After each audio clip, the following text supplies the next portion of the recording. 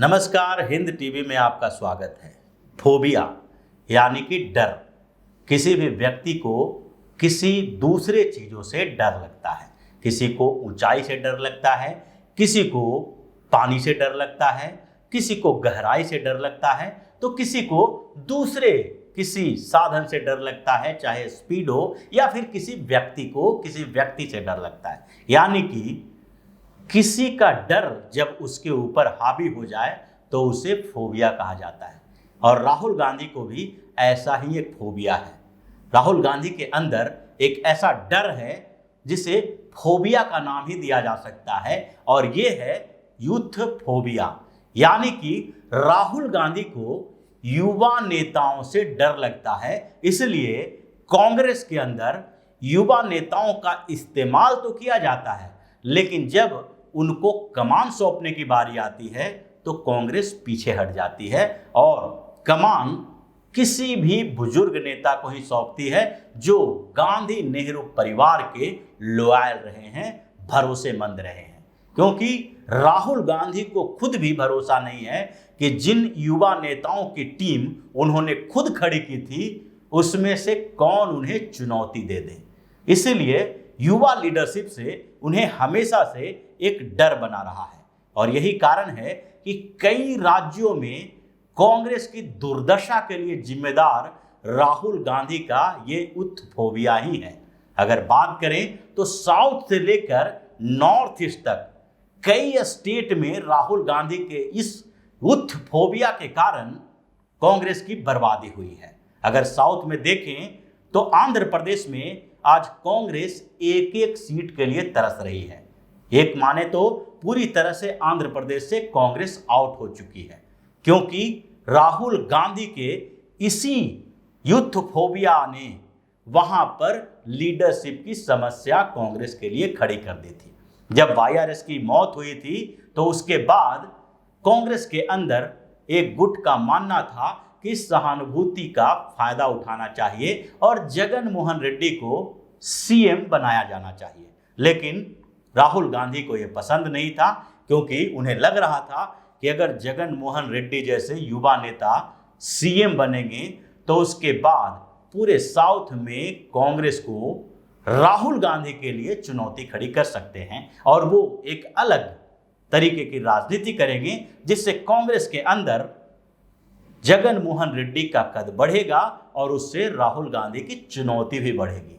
लेकिन हुआ क्या, राहुल गांधी के इस डर ने जगन मोहन रेड्डी को कांग्रेस छोड़ने पर मजबूर कर दिया और वाईआरसीपी कांग्रेस थोड़ी असफलता के बाद अचानक से आंध्र की सबसे बड़ी पार्टी बन गई। आज जगन मोहन रेड्डी आंध्र प्रदेश के सीएम हैं और कांग्रेस का उन्होंने लगभग पत्ता साफ कर दिया है आंध्र प्रदेश से। आंध्र प्रदेश में कांग्रेस की औकात बिल्कुल खत्म हो गई है। कुछ इसी तरह की स्थिति दूसरे राज्यों में भी हुई है, जहां जहां यूथ लीडर का इस्तेमाल तो किया गया, लेकिन उनको जब मौका देने की बारी आई तो कांग्रेस अपना हाथ पीछे खींच ली, क्योंकि उस समय भी राहुल गांधी का यही डर, जिसे यूथ फोबिया कहा जा सकता है, वही डर हावी हो गया और कांग्रेस ने कमान सौंपने के लिए किसी बुजुर्ग और भरोसेमंद नेता की खोज की और उन्हें सौंप दिया। बात करते हैं राजस्थान की। राजस्थान में भी कुछ ऐसी स्थिति हुई। जब कांग्रेस चुनाव लड़ रही थी तो उस समय पूरे पार्टी की कमान राजस्थान में सचिन पायलट के हाथों में थी। सचिन पायलट कांग्रेस के अध्यक्ष थे और इसलिए उन्होंने स्ट्रेटजी बनाई। एक बार देखा जाए तो राजस्थान में पहली बार ऐसा हुआ था कि गुज्जर और मीना दोनों एक प्लेटफॉर्म पर कांग्रेस के इसी नेता के कारण आए। कांग्रेस की जीत हुई और जब सीएम बनाने की बारी आई तो फिर राहुल गांधी का वही डर हावी हो गया और सचिन पायलट के बदले अशोक गहलोत को सीएम बना दिया गया। इसके पीछे भी यही वजह थी, क्योंकि राहुल गांधी को ऐसा लग रहा था कि सचिन पायलट को अगर सीएम बनाया जाता है तो राजस्थान का यह नेता केंद्र तक उनको चुनौती दे सकता है। सचिन पायलट युवा नेता हैं और एक बेहतर नेतृत्व क्षमता उनके अंदर है, जिसके कारण राहुल गांधी ने उनको डिप्टी सीएम बना दिया लेकिन सीएम नहीं बनाया। और अशोक गहलोत और सचिन पायलट के बीच टकराव से कांग्रेस की स्थिति ऐसी हो गई है कि इस बार के चुनाव में कांग्रेस अगर पिछली बार के चुनाव के अपेक्षा 50% भी सीटें ले आए तो ये बड़ी गनीमत की बात होगी, क्योंकि दोनों का टकराव का ही नतीजा था कि लोकसभा के चुनाव में राजस्थान की 25 की 25 सीटों पर भारतीय जनता पार्टी की जीत हुई। अगर राजस्थान से आगे बढ़ते हैं तो मध्य प्रदेश में भी कुछ ऐसी ही स्थिति हुई।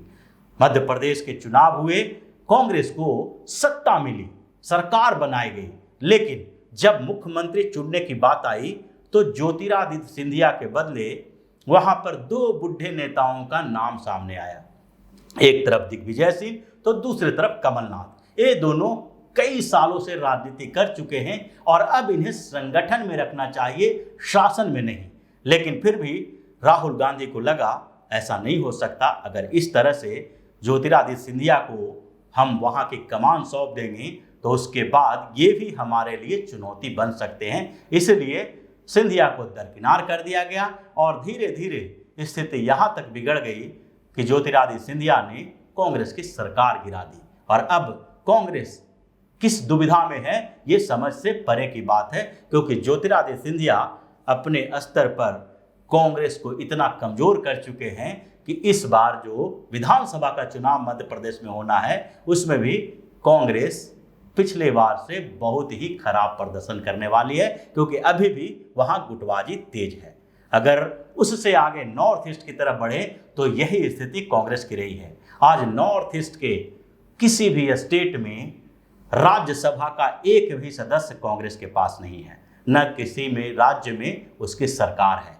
कभी पूरे नॉर्थ ईस्ट में कांग्रेस ही कांग्रेस दिखाई पड़ती थी और कांग्रेस के अलावा अगर किसी की सरकार होती थी तो वहां के रीजनल पार्टी की, चाहे सिक्किम हो, मणिपुर हो, असम हो या फिर त्रिपुरा में कम्युनिस्ट पार्टी की सरकार थी, लेकिन कांग्रेस की भी उसको चुनौती देने की स्थिति में थी। तो मेघालय से लेके मिजोरम तक हर जगह पर कांग्रेस की सरकार रही है।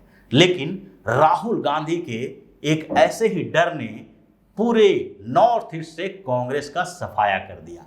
असम के एक बड़े नेता हैं हेमंत बिस्व शर्मा। हेमंत बिस्व शर्मा राहुल गांधी से लगातार मुलाकात करने की कोशिश करते रहे, क्योंकि वो कांग्रेस को नॉर्थ ईस्ट में स्थापित करना चाहते थे, लेकिन राहुल गांधी ने उनको दरकिनार कर दिया। उन्हें लग रहा था कि अगर असम में हेमंत बिस्व शर्मा को आगे बढ़ाया जाता है तो ऐसी स्थिति में राहुल गांधी का कद थोड़ा छोटा होगा। राहुल गांधी जो युवा नेता के तौर पर माने जाते हैं, तो पूरे कांग्रेस पार्टी में ऐसा लगेगा कि राहुल गांधी के अलावा दूसरे जो युवा नेता हैं वो इनसे ज़्यादा बेहतर नेतृत्व क्षमता वाले हैं। इसी तरह से हेमंत बिस्व शर्मा को जब दरकिनार किया गया तो उसके बाद उन्होंने भारतीय जनता पार्टी का दामन थाम लिया। और आज स्थिति ये है कि पूरे नॉर्थ ईस्ट में एनडीए की सरकार है, यानी कि वहां पर भारतीय जनता पार्टी या उसके अलायंस की कोई पार्टी की ही लगभग सरकार है। और वहां पर राज्यसभा में भी भारतीय जनता पार्टी, लोकसभा में भी भारतीय जनता पार्टी, हर जगह मणिपुर, असम में देखा जाए तो भारतीय जनता पार्टी का एक तरह से वर्चस्व हो गया है।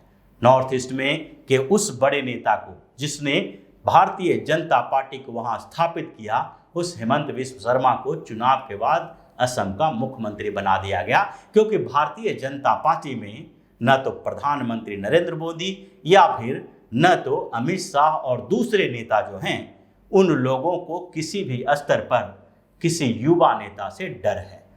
तो पूरे देश में जहां जहां यूथ लीडरशिप है, यूथ नेता हैं कांग्रेस के, उन लोगों का चुनाव के समय इस्तेमाल किया जाता है, लेकिन चुनाव के बाद जब कमान सौंपने की बारी आती है तो राहुल गांधी का वही डर उनके ऊपर हावी हो जाता है और फिर किसी न किसी बुजुर्ग नेता को ही चुना जाता है जो सीएम बने या पार्टी के अध्यक्ष बने या फिर किसी स्तर पर वहां नेतृत्व को संभाले, ताकि राहुल गांधी का वो डर बरकरार रहे और उन्हें कोई चुनौती देने वाला नहीं रहे। तो इसी तरह की खबरों के साथ फिर से हाजिर होंगे, तब तक के लिए बने रहिए हमारे साथ और देते रहिए हमें सहयोग, ताकि इसी तरह की खबर हम आपके लिए लाते रहें। धन्यवाद। अगर आपको हमारा वीडियो पसंद आया हो तो इसे लाइक करें, इस चैनल को सब्सक्राइब करें और हाँ, बेल आइकन भी दबाएं ताकि आप तक हमारे वीडियो की नोटिफिकेशन पहुंचते रहें। हमसे जुड़े रहने के लिए अपने सुझाव हमें कमेंट बॉक्स में देते रहें। हमें आपके सुझाव का इंतजार रहेगा। हमारे साथ जुड़ने के लिए धन्यवाद।